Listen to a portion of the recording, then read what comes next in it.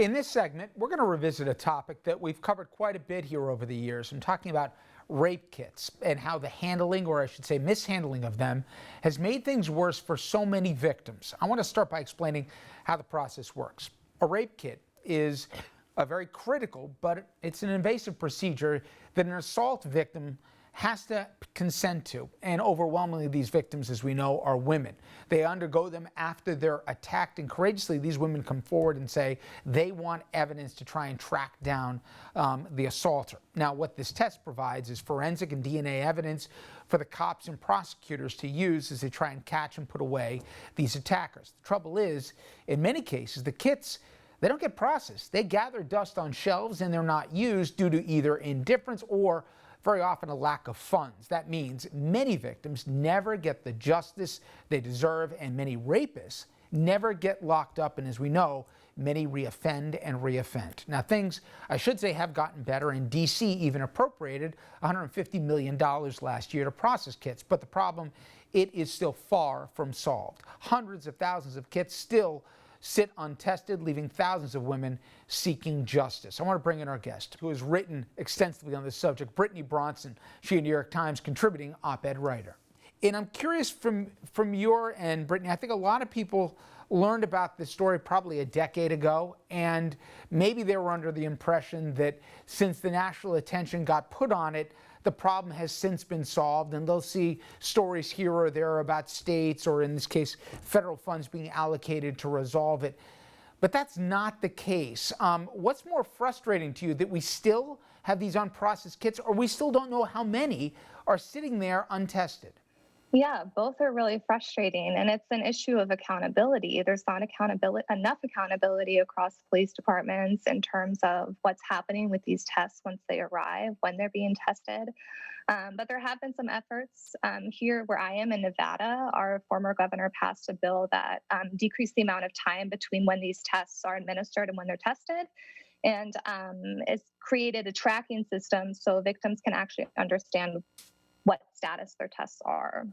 What have you found, Brittany, to be the persistent problem? I've heard three different theories on it. One is there still isn't enough funding to do this. It costs real money to process a kit, and sometimes these budgets are stretched as it is, and these things aren't prioritized enough. Another one is people might mean well, this isn't out of malice, but they're not trained in the right way to handle these kits and to push them, as I said, to the top of the priority list. And finally, you got labs that are overwhelmed right now, and consequently, people think one hand knows what the other's doing, but they never get tested because the labs are always operating from behind. What have you found of those or other problems is still the biggest hurdle we got to get over?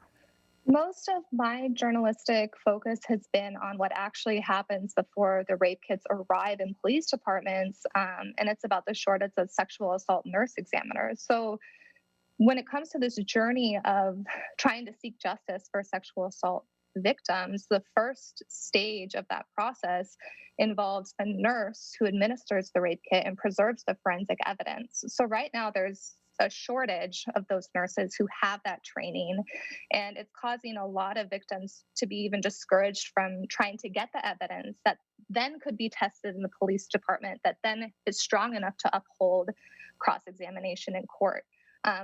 So there's a lot of links to this chain that don't have enough accountability, they don't have enough resources, and there's not enough attention being paid on state or federal levels to make it so people who are sexually assaulted can actually get justice.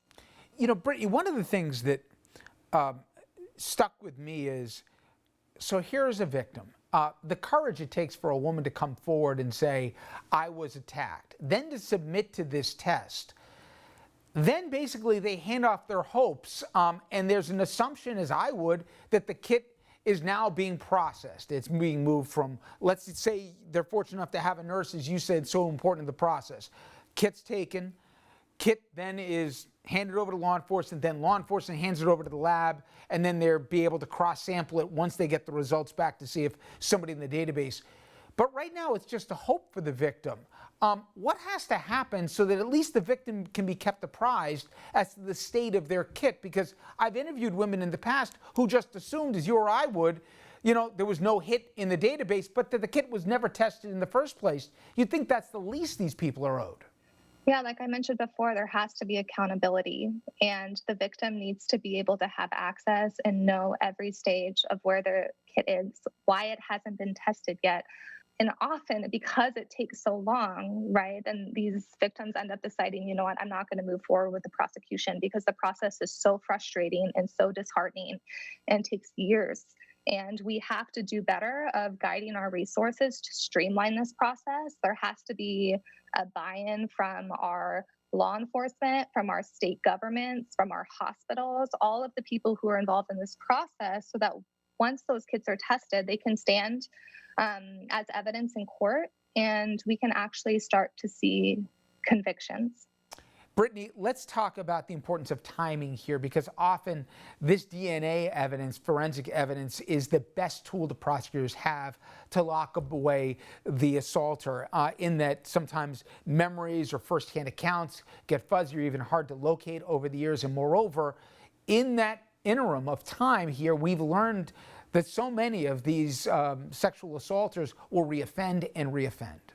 Right. RAIN estimates that less than 1% of rapes in the United States actually result in felony conviction. So this is a persistent, centuries-long problem that we have not done anywhere nearly enough in terms of guiding resources. Now, there have been some promising bills that have been passed. The Sexual Assault Survivors Bill of Rights in 2016. The evidence has to now be preserved for 20 years. Victims have to be given written notification prior to disposal. So we are making some strong movements in terms of accountability, but more needs to be done. And I think a lot of this does have to do with statewide initiatives that are a little bit closer to these local police departments and can put a little bit more pressure in terms of accountability to making sure that these kits are being processed. Brittany, I appreciate the time today. Thank you so much. You're welcome. Thanks so much, Richard. Up next, we come back to the issue of COVID, and we tell it through the eyes of people who are dealing with it firsthand, survivors, but yet going through harrowing stories. We'll hear from people who've not only gotten through it, but also from those still fighting it.